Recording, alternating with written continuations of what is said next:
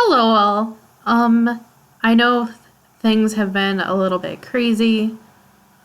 Please note that JCC is now closed and that we will be holding class online tonight instead of in person tomorrow, so please remain home.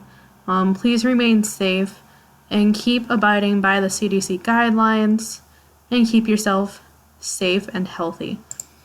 So today we'll be talking about the mapping essay. We'll also be talking about online formatting, and we'll be talking about a few other things as well. So let's get started. Hopefully you can see my screen. So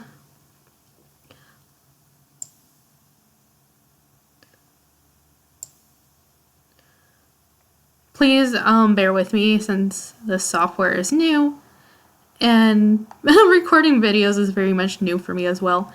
So it will be a bit of an adaptation for both instructors and students at this time, but hang in there, think positive, and we'll do the best with the tools we have, and the internet is amazing these days. There's so many tools and variations. And it's a chance to be creative as well and to be able to work at your own pace. So, I'm sure you're wondering, okay, what does online class formatting means for Comp 2? So I made a little document, kind of like a list of frequently asked questions that I thought might come up, especially during this time of transition. So, I'm going to go through that first. So let's say you need extra help. What would be the best way to get extra help during this period of transition? The best way to obtain extra help on campus will be through the library and the Learning Center. Once they open back up, please stay tuned for that. The library staff and tutors will still be employed and present on campus, so visiting on-site tutors will be helpful. If you're interested in online tutoring or cannot be on site at GCC, NetTutor is a low-cost online option to obtain help with writing, math, or science courses, including Comp 2, so they have built-in support for Composition 2 as well. NetTutor is actually the other company that I work for. And their paper center is actually extremely helpful. When reviewing a paper, they tend to look at the thesis statement, organization, body paragraphs, of stuff we've been talking about all semester. They look at low and high order concerns in papers, and they tend to have a turnaround of about 24 hours. And I think they're offering free tutoring right now as well. So you might not even have to pay, especially if you have your college credentials, logins for JCC on hand. You might not even have to pay for tutoring. So that is an option for you. So let's say that you want to contact me, especially now that I'll be working fully from home. Please keep in mind that faculty at this point are being encouraged fully to work from home. They're not even wanting us on campus, really. They don't want us meeting students on campus. So that will mean quite a few changes, so please pay attention, especially while I'm going through this, because this will probably answer many of your questions that I'm sure you have. So the best way to contact me will be through email, through my SUNY JCC email, or through Skype or Zoom, but please first schedule an appointment with me through email. I won't have access to my office phone because I'll be working fully from home, from my home office. So I have my email listed here, as you can see, and I also have the Zoom account, which is already set up with my SUNY JCC email. And please note that Skype is a different email, that's my Hotmail, but you can always add me on Skype through that email. Like I said, to schedule an appointment with me, please email me at my SUNY JCC email. Try to give me at least a day's notice. I like to use Starfish to give student feedback, and I have changed stuff on Starfish to be able to schedule appointments ahead of time. So if you want to schedule an appointment with me online, you can always do that.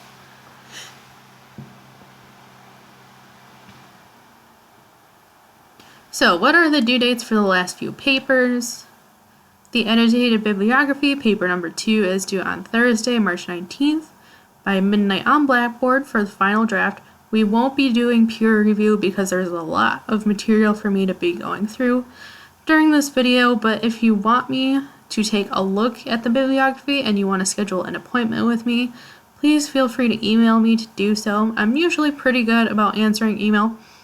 The only time there might be a bit of a delay for me is if I'm working or tutoring. So sometimes it takes me a couple of hours to respond, but in most cases I try to get back to you within a few hours at the most. Please keep in mind we will be doing paper number 3, the mapping essay, will be due Thursday, April 16th by midnight on Blackboard for the final draft. And the final paper, the final research paper, the research positions paper will be due on Tuesday, May 5th by midnight on Blackboard for the final draft. Peer review dates can be found on the syllabus. Like I said, we will be doing peer review for the mapping essay and the final paper, but not for the annotated bibliography. So what does this mean for final presentations? Final presentations will be made into videos instead. The guidelines for the presentation can be found online under assignment information on Blackboard. The video presentation should be about 5 to 7 minutes in length, speaking on semester project and your chosen topic. This is a required component of the course. If it isn't completed, the student cannot pass the course because of New York State requirements. Now for the videos, feel free to be creative. Visuals and pictures can be used along with audio, but keep in mind the primary purpose and focus is to demonstrate the ability to public speak. Still, it doesn't mean you cannot have fun with it. Oral presentations must be uploaded to YouTube by Tuesday, March 31st at midnight. Links must be posted through a Dropbox on Blackboard by this time. Just simply copy and paste the video URL into the box and send it through Blackboard. So what are some free video editing programs I can use to create the video and edit it before uploading it? There are a variety of great programs out there like Camtasia and Movave that offer free 30-day trials. They offer a variety of tools to use, like capturing audio through mics, footage through webcam, and even creating segments of video to use for the presentation.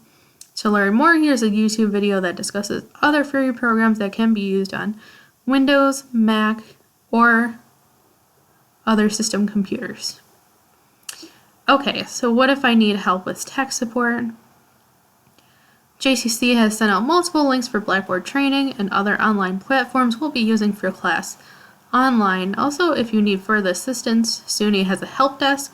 They're actually very excellent about replying to questions, so if you have a question, you might be better off going through the SUNY help desk. They tend to respond a little bit more quickly because they have more resources at hand.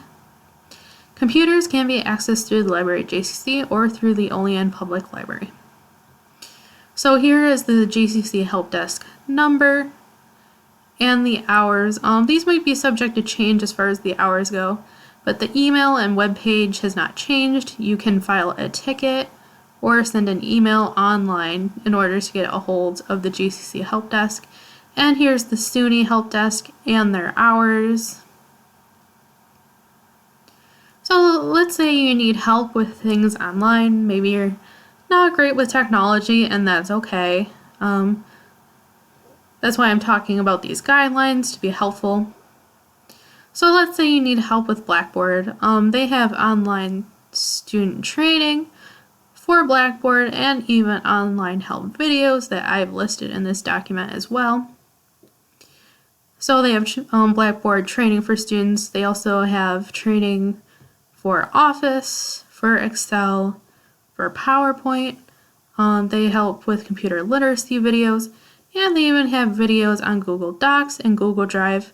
These will be probably the two main items that I will decide to use for peer review. So if you want to watch a video on that, if you're not familiar with Google Drive tools, those videos are free and they're for you at any time. So what does this mean for final portfolios? Unfortunately, it means that final portfolios will not be in paper form because of everything that's going on. Cuomo has decided that instructors should not be allowed to meet on campus, or we're not even encouraged to collect papers. So I do apologize for people that have already started folders and printed out their stuff. I know you've probably used Pages, and that probably is hopefully covered by JCC tuition. Again, this wasn't planned for, but sometimes we just have to roll with it and see what comes of it. So that means that paper portfolios will not be utilized since it's prohibited for instructors to be meeting students on campus. We'll be switching to digital portfolios instead. We won't be creating websites, but we will be utilizing Google Drive for final portfolios. One long Word document can be turned in instead with all 4 papers, reflections, discussion boards, writing labs, class materials to be considered during final grading. Please note that final portfolios will still be due on Thursday, May 7th by midnight on Blackboard. Once your Word document is complete, I'll be setting up a Dropbox on Blackboard and it can be turned in that way. Some things that we've done in class, like writing labs, will have to be typed and included within the document if you want that considered while grading portfolios, which I would go ahead and encourage you to do. You can also use Google Drive to share your document link and be sure to send the link through email. Final reflections will also be due on the same date. Again, final portfolios will be due on Thursday, May 7th by midnight on Blackboard. So what does this all mean for peer review?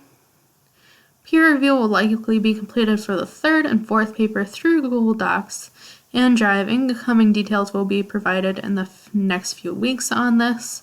I may also set up a discussion board for this through Blackboard, but keep an eye out for an email regarding this. Lastly, what will be expected of us for the rest of the online course? So online formatting obviously is not beginning March 19th, but March 17th, which is pretty sure that's today, or at least it's tomorrow. I don't know, something like that.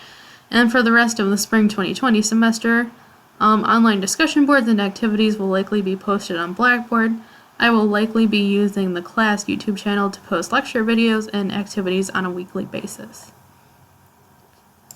So I will go ahead and show you guys the YouTube channel I have set up for class. So here's the YouTube channel in case you're curious. And again, the link to that is present within the document that I'm now discussing. So I'm going to go ahead and go back to that. Depending on how things go, if I decide to host a live class, it will be through Zoom. And I will try to give you at least a bit of a heads up if I decide to do a live class. Right now, probably going to stick to pre-recorded videos just to get a hang of all this myself and to be able to respond to your needs as well. So I'm sure there will be some days that I want to focus on producing content, and other days I'll want to reach out and communicate with all of you. So, I'll have to establish a bit of a routine with that, but I'll get used to it. Give me, a few days to get used to it, just like all of you. So Zoom is an online tool that allows video conferencing, webinars, and meetings. It's very similar to Skype. Please note, because of the limitations of a basic plan, there is a limitation of 40 minutes per online meeting. That means that if I decide to do a live class will be broken up into 2 sessions with a small break in between. That is because that all Zoom meetings under the basic plan are limited to 40 minutes. So that means I would have to do 2 sessions. And again, be sure to check your email account every morning.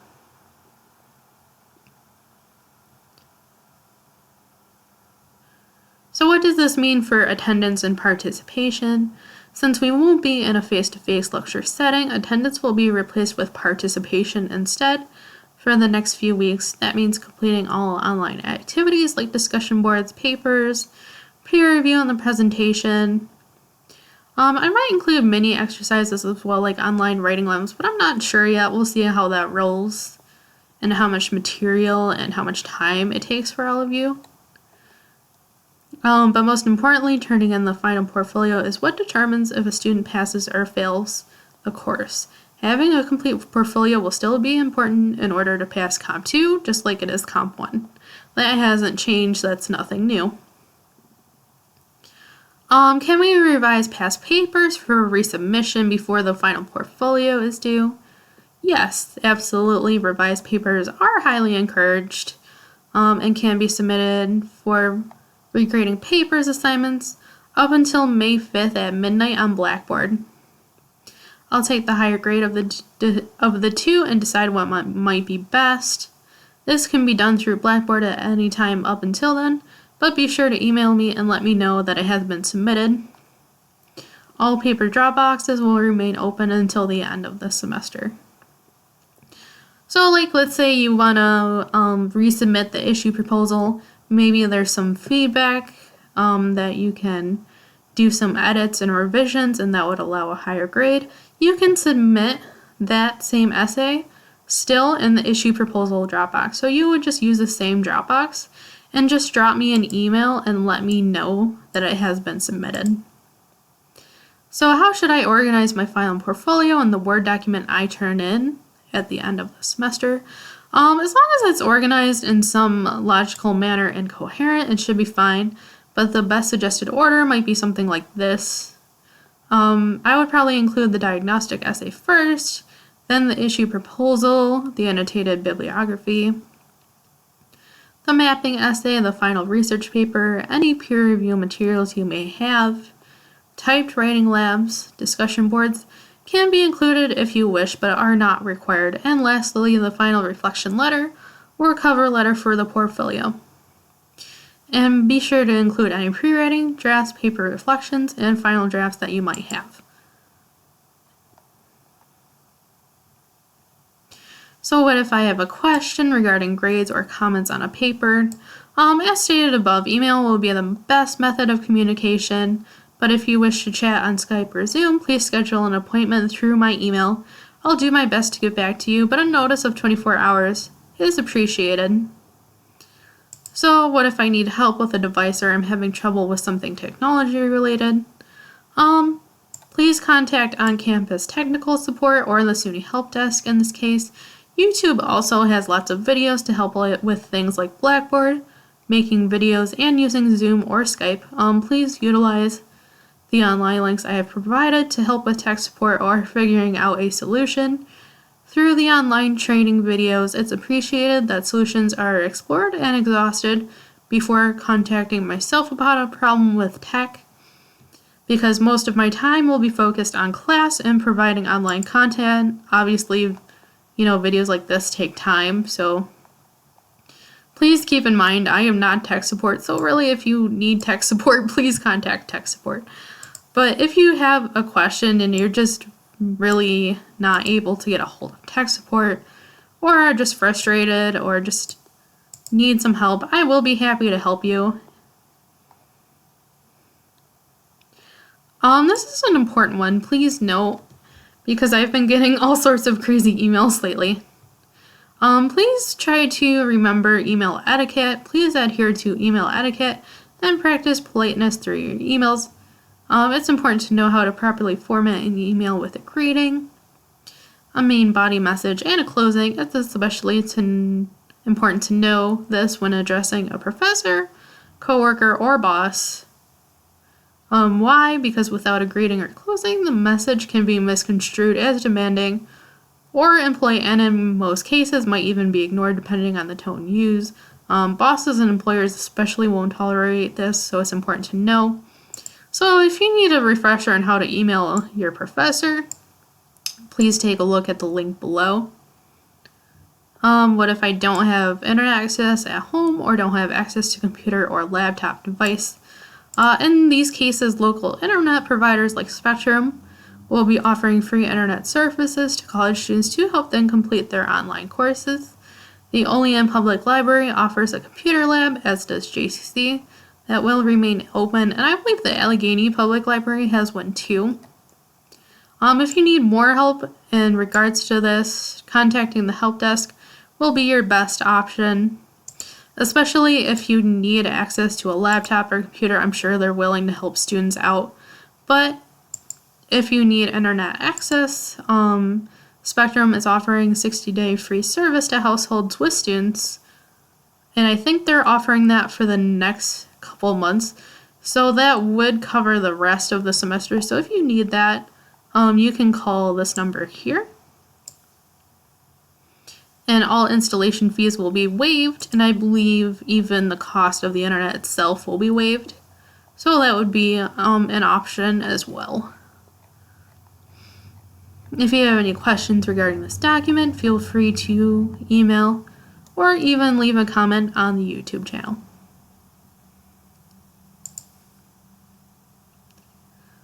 Alright, so let's get rolling with some online content here.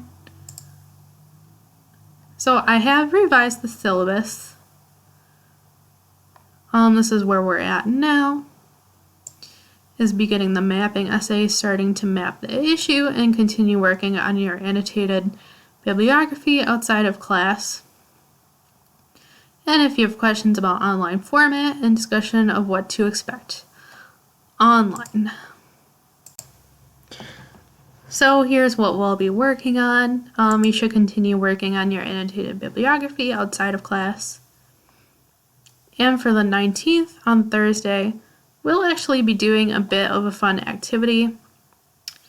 We'll be doing a pathos workshop, and that's going to be related to music and how music influences our emotions. So that'll be kind of fun. We'll be doing probably an online writing lab that day. So please keep an eye out for that as well. Please note the reading that you should be completing this weekend. So in the Little Seagull Handbook, you'll want to read these pages 107 through 118 because it gives you a quick refresher on MLA style. And the mapping essay will require in-text citations and also a works cited page. So it's important to get a bit of a refresher.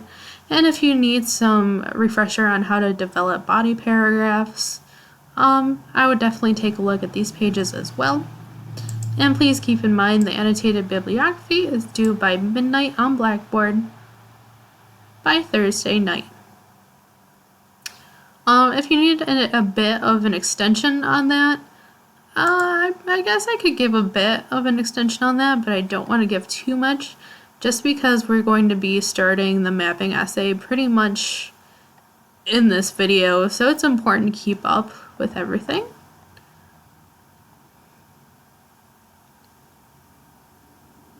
Or at least do the best that you can. I know these are rough times, but it's important to rally and to be able to do everything that we need to do.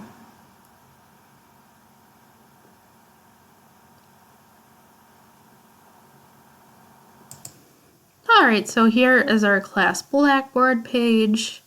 All familiar stuff that I'm sure we're familiar with.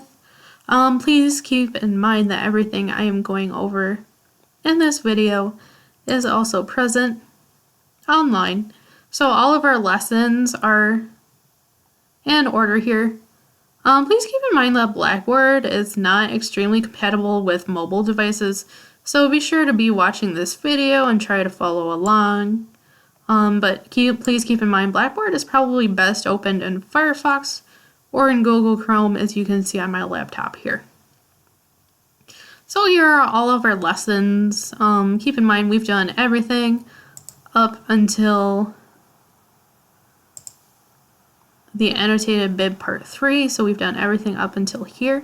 So I will be going over the mapping essay part 1 and 2. And everything, like I said, is present.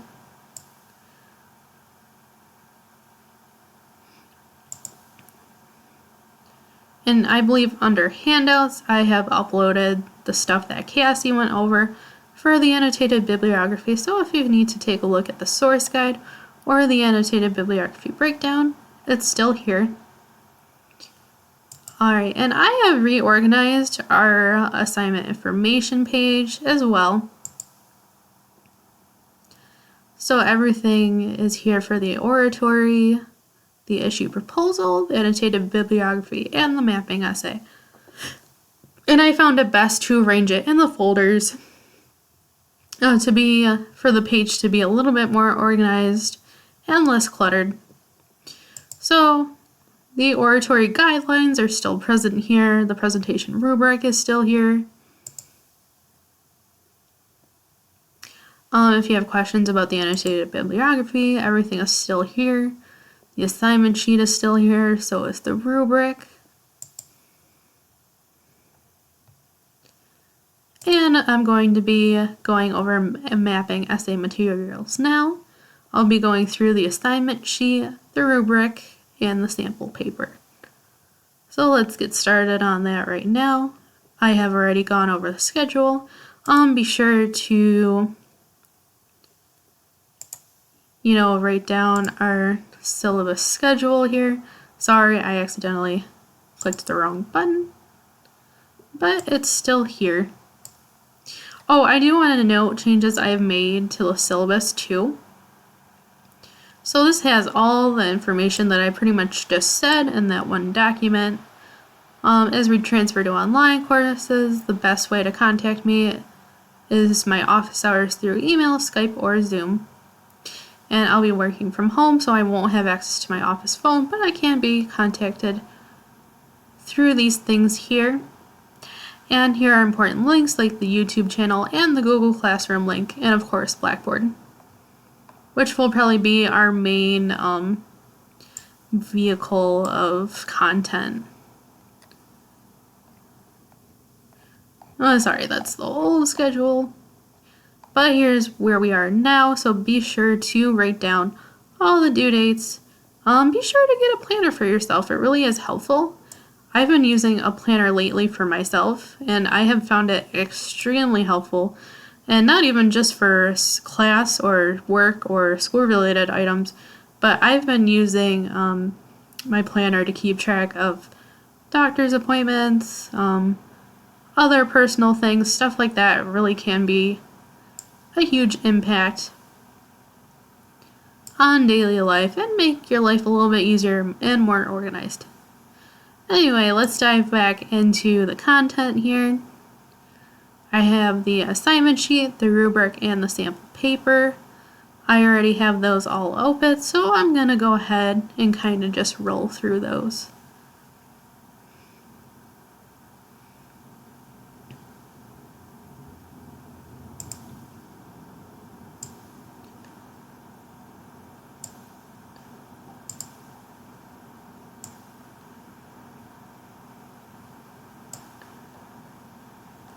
Anyway, here's the mapping perspectives. Here are the guidelines, all in our PDF. So keep in mind that the mapping perspectives essay basically uses the material that you might not have been able to include within your annotated bibliography.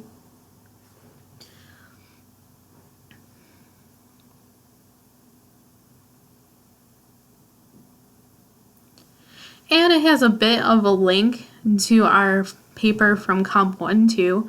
The mapping perspectives essay is meant to have a connection to our discourse community analysis and also to the rhetorical analysis we did. So it's sort of combining three of the assignments that you've already done, and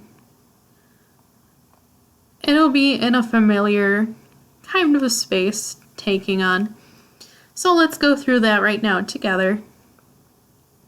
So for your issue proposal, you organized your pre-existing knowledge on your issue and sketched a plan for research. You then compiled several sources and summarized their contents for your annotated bibliography.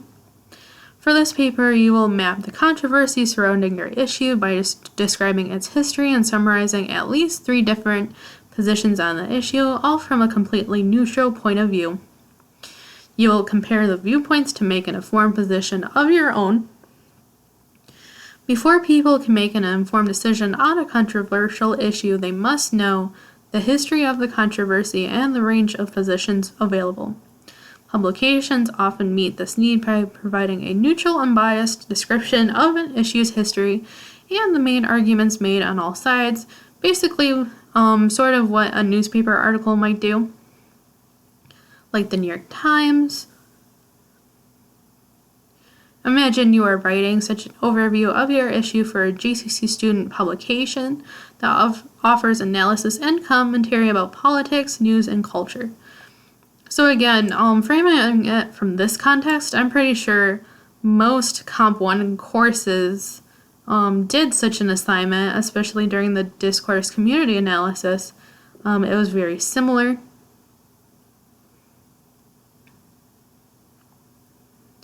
So, invention. Discovering what you're going to say in this paper. Here's the pre-writing. So one thing that you might want to do for yourself is open a Word document after this video and starting to answer some of the questions. Not even in a paper format, but just sort of bulleting and thinking about what you're going to be writing about and framing the context of the assignment for yourself before diving in. So your audience of GCC students will want to know some background information on your issue, so draft answers to the following questions. Explain the issue, what is it, what caused the issue, what prompted past and present interest in it. Your audience will also want to know the current major positions on the issue, so reflect on the titles in your annotated bibliography. Draft descriptions of 3 to 5 different positions, and identify which articles in your bib advocate the positions you've described.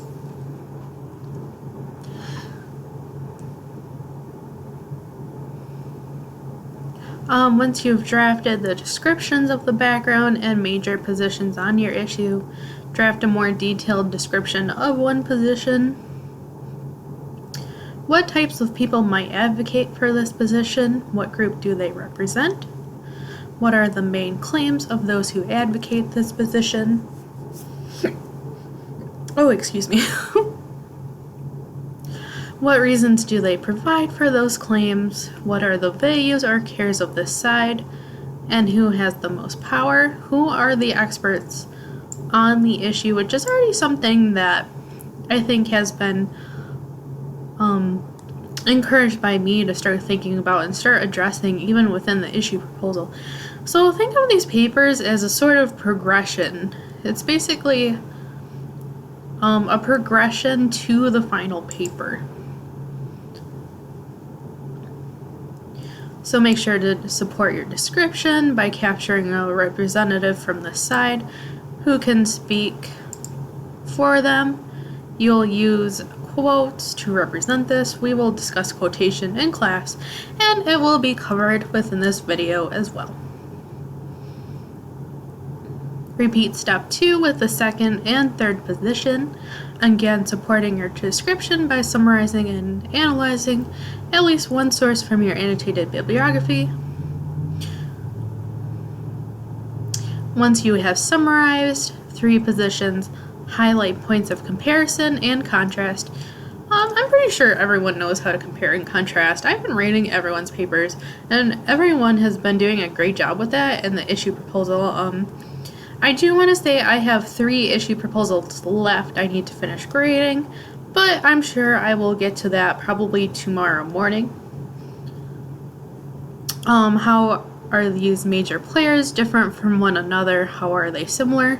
Secondly, we will want to know what your own take on the position is and why you have taken that position. So basically, it's considering all this information before you, figuring out what to do with all that information, and before you get to taking your own position, it's really important to look, listen, and consider all the information at hand before arriving at your final position.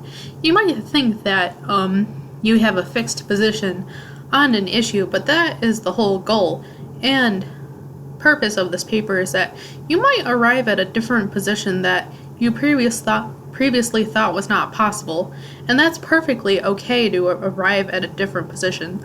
That's what this whole course is about. It is considering different perspectives and positions. So, you will be able to voice your own opinion about the issue from here. You are free to align with any side as long as you choose to justify it. Please be sure to justify it. Evidence is very important, as you have well discovered within the last few papers. So, things to consider. Remember, you are making an argument of your own. You are responsible for maintaining your own ethos. This is a huge part of this assignment too. So how do you maintain your own ethos? That's definitely an interesting conundrum to be considering while going through this. Think about how you're going to come across JCC students as a person of good character, good sense, and goodwill. Here are some tips to maintain your own ethos and to consider throughout the paper. And if you have a hard time maintaining your own ethos and you need some extra help with that, I'm sure the writing tutors and myself will be willing to help with that. So, in order to maintain your own ethos, some things you want to consider is describing the most significant positions across the entire field of the controversy. Don't simply describe those positions that cluster around the position you favor. So make sure that you consider all sides, no matter how you might feel about the other side. It's still important to consider all sides on an issue. And then you want to summarize your sources fairly and analyze them carefully from a neutral perspective, okay? Make sure it's neutral. Accurately identify their main claims, supporting reasons and evidence, and implicit assumptions. Again, like I said, you want to maintain neutrality. The time will come for you to take a stand on the issue, but don't do it now. Advocates of the positions you describe should feel that you have represented their views and arguments fairly, and your reader should finish your paper without any idea of where you stand on the issue. So this is a very neutral type paper. That might be the only difficult aspect of this assignment, honestly, is maintaining a neutral aspect, and we'll be talking about that through peer review for this third paper too. Remember, you are making an argument of your own. You are responsible for maintaining your own pathos. And that's why we're going to be doing a pathos workshop. We're going to be doing something really, really fun on Thursday. I'm actually really excited about that. But for now, we're going to continue along with this. Think about the values and emotions that you share with fellow JCC students and consider how you might appeal to them. Here are some tips. Appeal to readers' desire for information by presenting clear, well-organized, well-supported summaries that show you've read widely and closely and developed a deep understanding of positions ranging across the entire field of exploration. Appeal to readers' sense of fairness by providing truly unbiased descriptions. Because you're writing for a publication and for readers you don't know, make sure to adopt a more formal style and tone than in your first paper. This does not mean, however, that you need to abandon your unique ways of expressing yourself. In fact, please don't. I want you to continue expressing yourself, because that makes it all the more fun for me to read. Anyway, arrangement, organizing what you're going to say in this paper. As was the case with your first paper, the conversation you're responding to is the one surrounding the issue you've selected. Indicate at the beginning of your paper that you're writing in response to this conversation. Unlike your first paper, this one is unsolicited, which means you must work harder to demonstrate why your issue matters and to attract readers. Providing compelling answers to the so what or who cares questions is crucial. However you arrange the body of your paper, make sure you answer fully and in detail all the questions, requests in the invention section of this prompt. And then style. Coherent unified paragraphs, include a topic sentence. Pretty sure I've talked about effective topic sentences that states the main idea of the paragraph and supporting sentences that cluster around the main idea without major detours. So don't take a major detour from your topic sentence. That can be a little detrimental to your organization. Make sure you document your sources properly according to Emily's style. So make sure to include in-text citations and a works cited page, which I'm pretty sure everyone knows how to do at this point. Proofread carefully, avoid errors in grammar, spelling, punctuation, and mechanics. Use the Little Seagull Handbook for questions you have regarding style.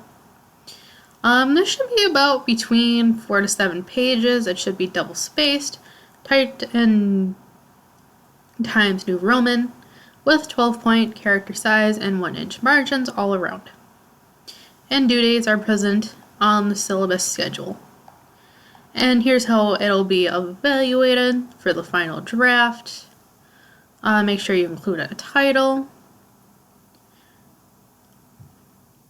an issue to be debated, thesis statement, answers all of the prompts, has background information, analyzes at least 3 positions on the issue, supports analysis with carefully selected examples from multiple sources, using sources effectively. So using sources effectively is okay. It's okay to paraphrase, and directly quoting is okay. If you have a longer quotation, keep in mind those are differently formatted. And that is covered within the research guide I think I sent to you guys a while ago, that Dr. Yerby actually wrote, and it is still on Blackboard as well. Make sure it's in Emily's style, is 5 pages, submit complete drafts on time, and provide adequate help to peers during peer review, which is also something we do consider, by the way. While grading papers, ironically enough, but that is something that we do consider during the whole process phase. Actually, I think that's even present on most of the rubrics we'll be using. Speaking of rubrics, oh my goodness, that's where we're going to be moving to now. So again, all familiar stuff that you've been graded on before, like portfolio and processes, the introduction, the thesis, the reasons, subpoints, and supporting ideas, and most importantly, you will be talking about ethos, pathos, and logos within this paper particularly. So that's why I say it's kind of a strange combination of like the discourse community analysis and also a combination of rhetorical analysis as well, stuff that you guys already know how to do. So it's not that much of a big deal. I promise it isn't as scary as it seems. So make sure to have side 1, 2, and 3 present. Again, stuff that is already covered within the guidelines, and taking a position, and of course having proper Emily format and citations, a conclusion, grammar, and punctuation. So if you're curious about what a sample essay might look like, this is a mapping essay from Dr. Stein's class that actually scored very well. So if you need some breakdown, actually I might even go through and take, I don't know, 5 or 10 minutes just to break this down a little bit to make it less intimidating, and that way you have a model to work from. So this paper actually talks about video games, which is of course something I'm really into as the goofy introvert that I am. And it talks about video games during the late 50s, how it's sort of developed. It gives some really great background information. Actually, to be honest, I love this introduction. And then it starts going through like the invention process, giving like a bit of an overview about the topic, and then it dives into the differing views.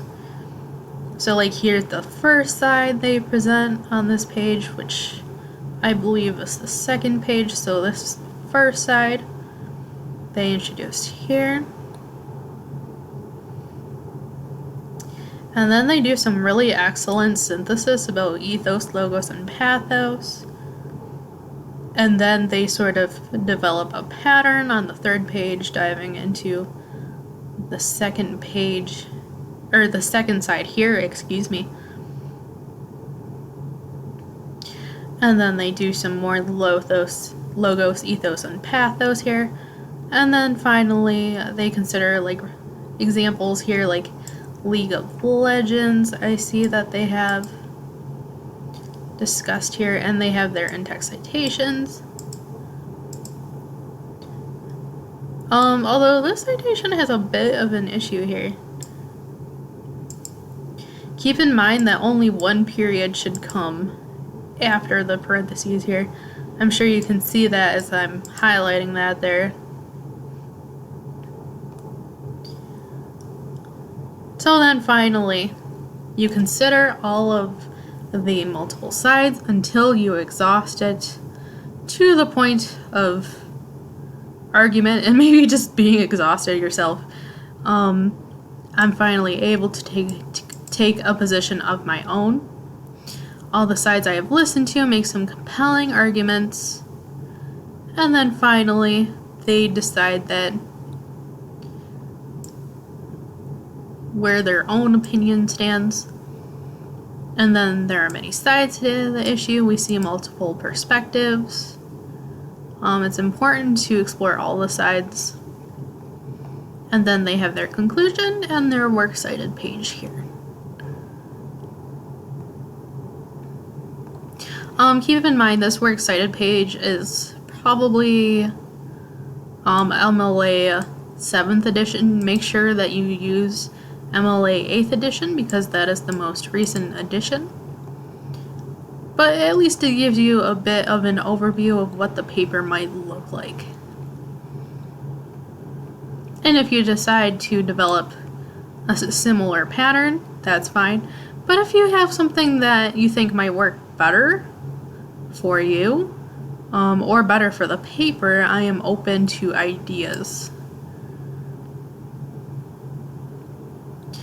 Okay, so let's go back to syllabus here.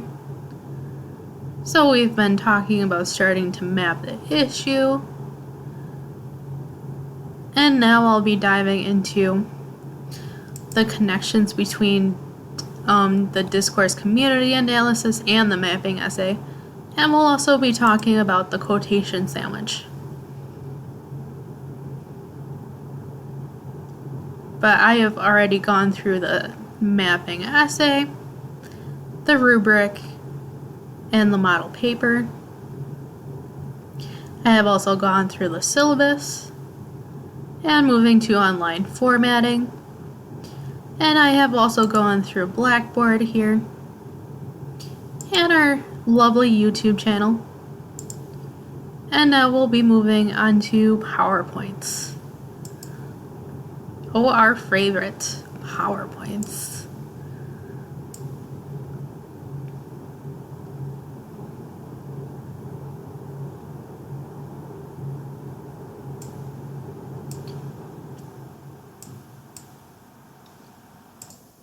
Okay, so here is our mapping part 1. There is mapping part 1 and part 2, so feel free to follow along. Both are under lessons on PowerPoint, or I'm sorry, on Blackboard here. Both are still present under mapping essay part 1 and part 2. And feel free to pause this video and maybe take a small break for yourself. I've had to do that a couple times myself at this point.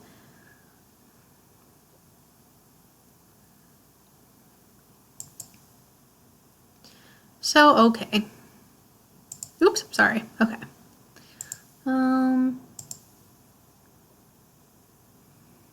Okay, let's do this from the beginning here.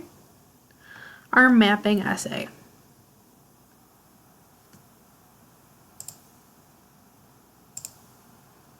Okay, so your new purpose will be needing to map the multiple voices in on your conversation. You will explore 3 different major players that represent different sides to your issue. You will be fair, neutral, and accurate. At the end, you will position yourself among these players.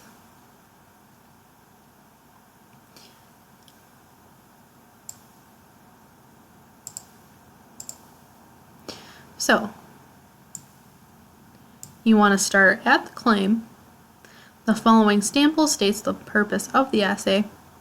There are multiple sides to this issue. I will analyze these sides in order to position myself on the issue.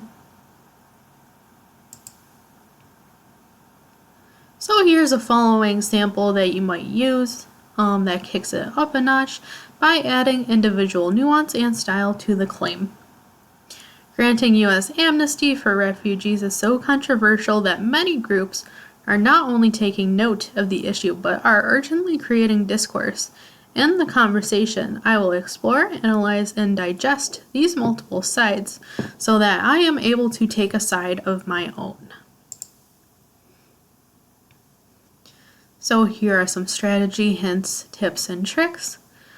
How do I know who the major players are? How do I know what they are saying? How do I know what their values are? How do I know what my side might believe? How do I know what types of people? And you are using the sources in your annotated bibliography, listen to the side, and you are reporting back on it. So here's how you might start the introduction. The introduction always does 3 major things: explaining the issue, signifying the issue, tell us why it is important, your claim on the issue, and you will need to place your own claim at the end. And here are the subpoints. So the claim is stating there are multiple sides to this issue, all of which I will deeply listen to and explore in a neutral, unbiased manner in order to locate my own allies and opponents. You will have 4 total subpoints for this particular essay. The first 3 reasons will outline your various sides, and the last one will compare and contrast them. Reasons subpoints belong in topic sentences of body paragraphs because supporting details explain and support these reasons.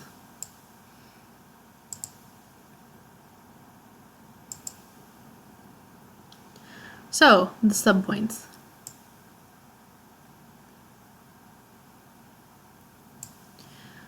The claim: there are multiple sides to this issue. I will analyze these sides in order to position myself on the issue. And of course, as stated in the Invention guidelines, you have side 1, side 2, side 3, and you can compare and contrast and finally make your own choice. You can see how the first 3 reasons support the first part of your claim and the last one will support the final part of your claim.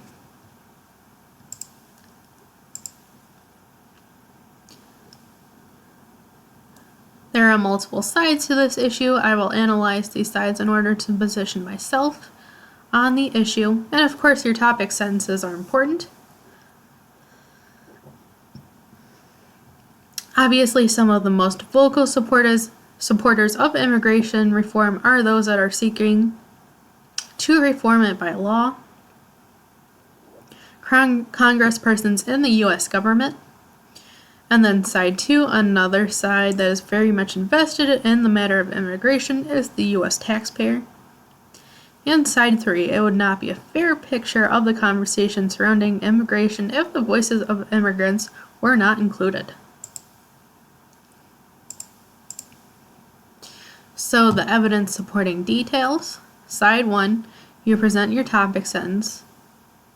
Obviously, some of the most vocal supporters of immigration reform are the immigrants themselves. You will need to, as always, refer to your assignment sheet to provide guidance creating support, specifically for 2A and 2B, number 3 and number 4 on your invention sheet are geared towards helping you develop ideas for supporting your claim and your reasons. You'll need to support what it is you are saying with citations in MLA format by making a works cited page. You will need to get people on record saying what it is you say they say. Oof, talk about a mouthful there. Alright, your supporting details. Side 1 topic sentence. Obviously, some of the most vocal supporters of immigration reform are the immigrants yourselves. So, you have taken the steps of obtaining a source, and you're listening to what the side is saying, and you report back on it.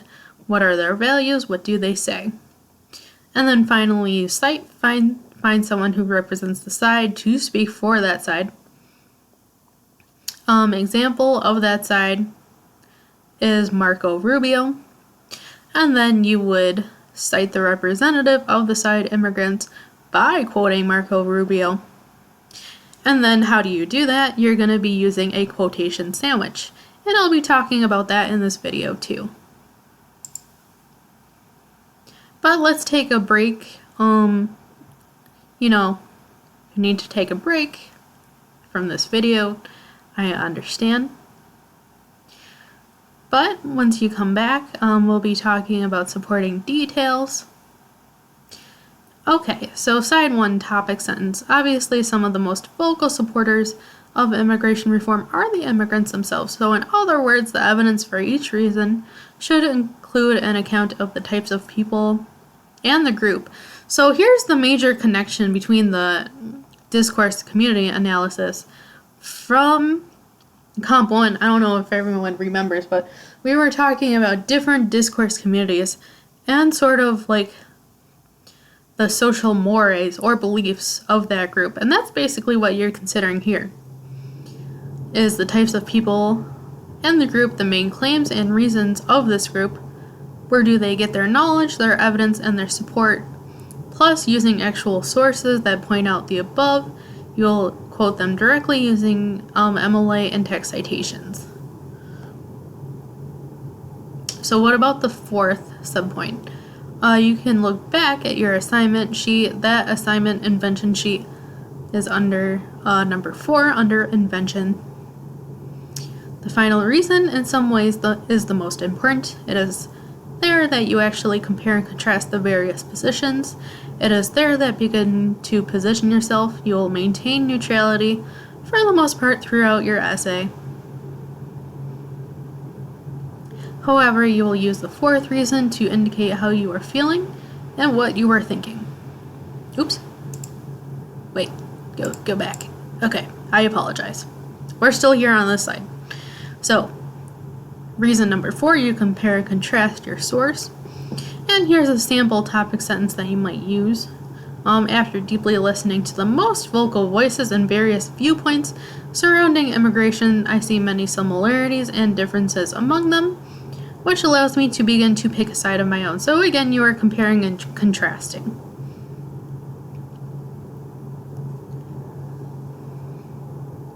Tell us why you are taking the position you are taking. Tell us why you chose the path you did. Alright, and that's the end of mapping part 1. So now we are going to move to mapping part 2. So if you have any questions pertaining to the annotated bibliography at this point, you can of course email me or make an appointment during office hours. There is no quiz present within this presentation, you can ignore that. But we will be talking more about the 4th reason at some point, because that is probably a crucial point of this mapping paper. And we'll be talking about how to use quotation sandwiches, or basically methods of how to use direct quotations and different ways of using them that you might not yet be familiar with, but hopefully this video will give some great suggestions on that.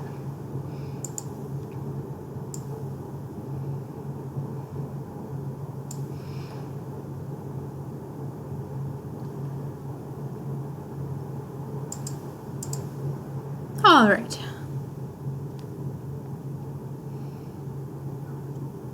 Well, it was kind of an interesting point there. Interesting direct quote. Definitely has a good point. Anyway, we're going to be talking about that crucial fourth idea or subpoint that we were just discussing not too long ago. So, how can I find supporting detail for my own ideas and opinions? How can I explain which side I chose and why I chose that side? So this rhetorical triangle should look pretty familiar. I've used this within a different PowerPoint of mine, actually. So, basically thinking that fourth subpoint is basically your idea, but also a chance for you to express yourself. But you're also doing a bit of rhetorical analysis there. A rhetorical analysis is not a summary of a literary work or scholarly article. The goal of a rhetorical analysis is to articulate how the author writes, rather than what they actually wrote. To do this, you will analyze the strategies the author uses to achieve his or her goal or purpose of writing their piece. So what about this fourth idea? You will simply need to tell us why you chose the side. You will tell us who are your allies and who are your opponents. Why did you ally yourself with that person? And what are the other speakers that failed to persuade you?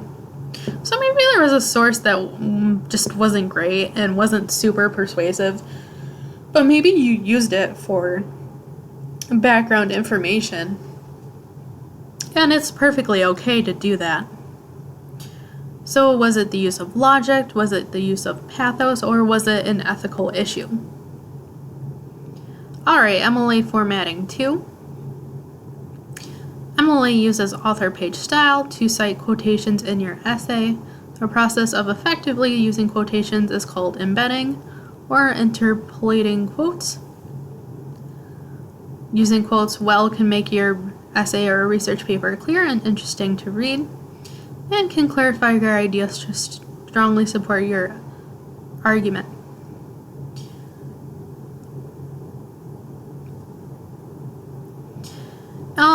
You can use this MLA handbook, the 7th edition, but I'll be giving some additional tips, and if you need help with MLA formatting. Also, keep in mind the Little Seagull handbook has a whole section in the back on MLA formatting. I think it pretty much gives a great overview of all of this, and even details about how to quote certain sources.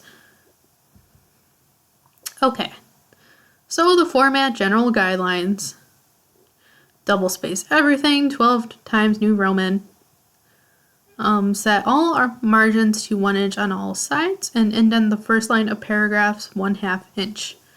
And this is brought to you by Purdue Online Writing Lab. Purdue Online Writing Lab is a great source as well, and one that I have even used as a writing tutor. Okay, so you want to cite in text, citations, and document on your works cited.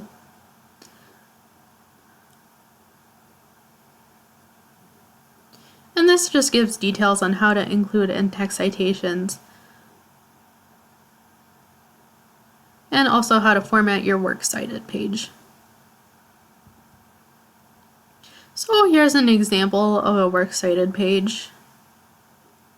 This might be a little outdated though. I don't know if this one uses 8th edition, but make sure whatever you're using that you're using 8th edition. Alright, hints and tricks. Make sure the quotes you choose really support the point you're trying to make. Use only the words or phrases that you absolutely need to make your point. Avoid long quotes as much as possible. Never simply state a quote all by itself in your essay or paper. Yeah, that's definitely a great point, and one that I do want to empathize, or, that I want to put emphasis on. Gosh darn it. Okay. But you don't want to leave a quote floating all by itself in the middle of your paper, because then you don't have enough support and it's just kind of floating there by itself. You always want to include words which introduce the quote and always explain the significance of the quote to your argument, hence the quote sandwich.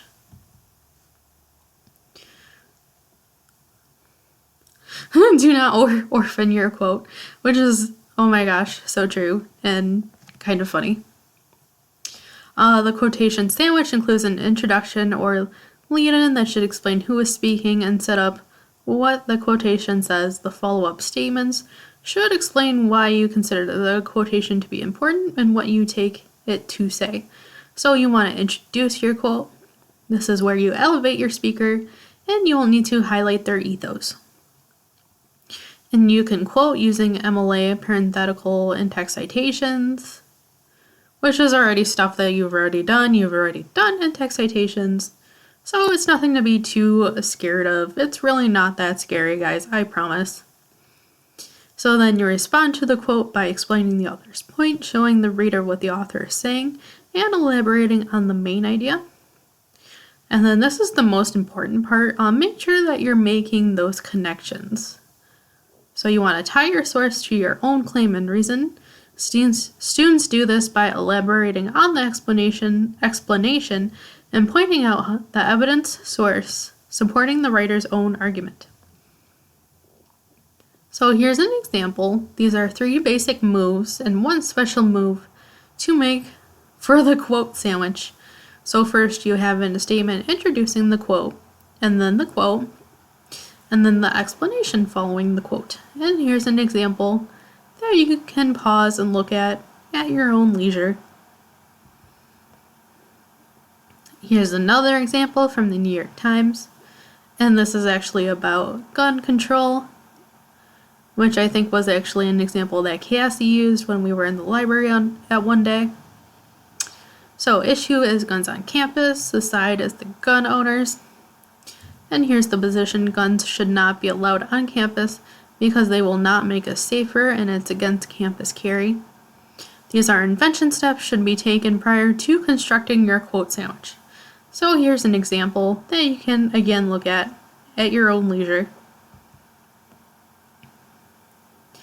So here's how they break it down, is introducing the quote. Not all gun owners are supporters of the campus carry law. In fact, one of the most vocal opponents of the law comes from a highly unlikely source, who was integral in the capture of bin Laden and now serves as the chancellor of the University of Texas system. McRaven stated to the New York Times, and that's when you lead into the direct quote. Okay, and adding a little bit more in here. So starting again, this is what McRaven stated to the New York Times. I'm a guy who loves my guns. I don't think bringing guns on campus is going to make us any safer. And then, of course, you put the author's last name in those little, in those parentheses. And then, of course, you want to respond to the quote because you don't want your quote being an orphan, because that's very sad. So then you move on to the admiral's point, is that gun restriction does not have to mean constitutional restriction, and that the simple presence of guns do not necessarily correlate to safety. And then they're telling the reader why the quote is here. Students do this by elaborating on the explanation and pointing out how the evidence source supports the writer's own argument. One of the most fascinating aspects of deeply listening to this particular side of the gun control debate is that not all gun owners necessarily make the same claims, even though it is very clear that all of them share similar values.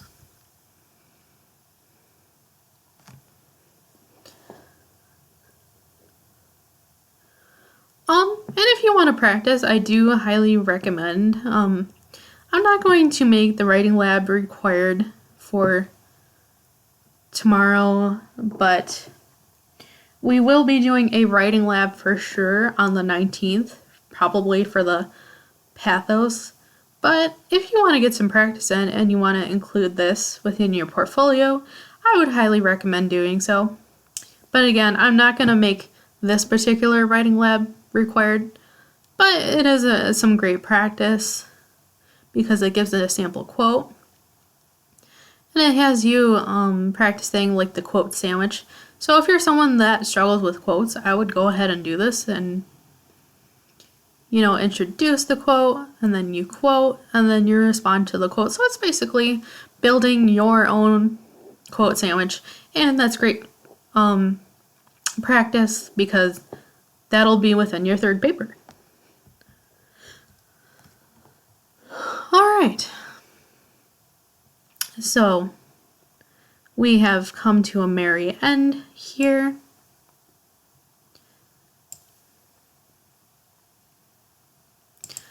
But for sure, please continue working on your annotated bibliography. And on the 19th, on Thursday, we'll be doing a Pathos workshop, and we'll be doing an online activity, probably a discussion board for that online activity. But the Pathos workshop, I might do a discussion board or an online writing lab, but it'll pretty much be the same format. Either way, that'll be on Blackboard, probably on Thursday. And keep working on the annotated bibliography because that's due Thursday by midnight. I hope you all have enjoyed this video. And of course, you can always contact me through my email.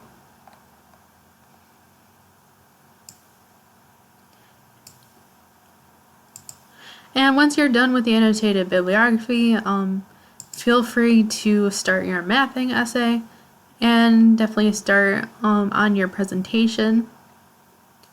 I hope you all have a great night. Again, please stay safe and healthy, and have a good night.